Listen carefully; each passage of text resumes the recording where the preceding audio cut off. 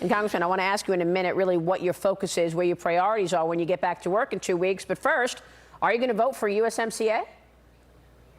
Well, we made it very clear what we need to do to be able to vote for it, and that is to get rid of the pharmaceutical protections. Right now, it locks in 10 years for pharmaceutical drugs, a monopoly patent. If they didn't have that, I met with Lighthouser. If they take that out, I could get to a yes, but that's my concern with the agreement. Have you spoken with Lighthouser in terms of taking that out?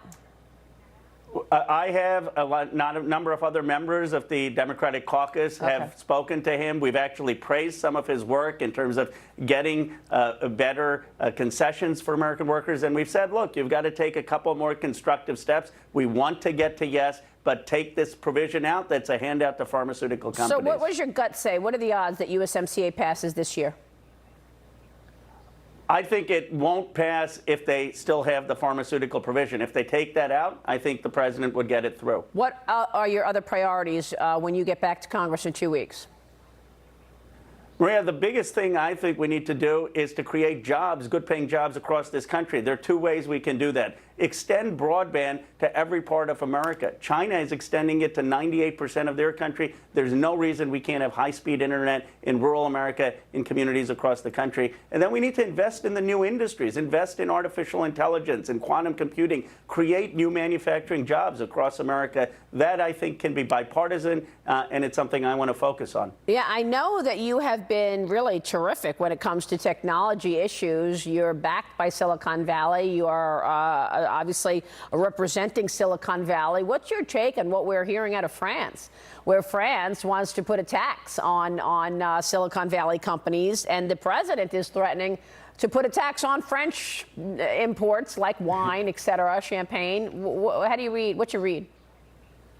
Well, Maria, I don't want to be flip, but I can't think of a good technology company that France has ever produced. So France is about irrelevant when it comes to technology, and Europe has been pretty irrelevant when it comes to technology. I don't think America needs to listen to Europe. They've got one company, SAP, worth $100 billion.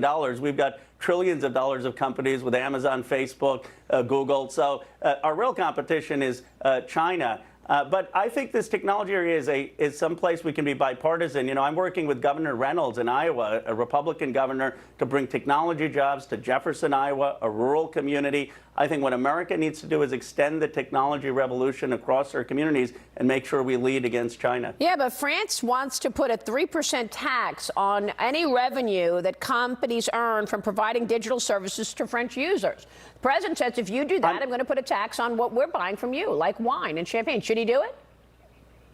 I don't think he needs to tax wine, but I think he should push back against the 3% tax. But let me tell you, the French market is not a big market. I mean, France would be committing political economic suicide if they start taxing our technology companies. These companies don't really need the French market, so they'll just go somewhere else. What about I'm glad the president's pushing back. What about, I mean, Devin Nunes is suing Twitter, Tulsi Gabbard is suing Google. What about this idea that these technology companies are censoring conservative conversation? Should something be done about that? I honestly don't think they are. You know how I know that? The biggest beneficiary of social media is President Trump. If it was really being censored, he wouldn't have one of the biggest political followings.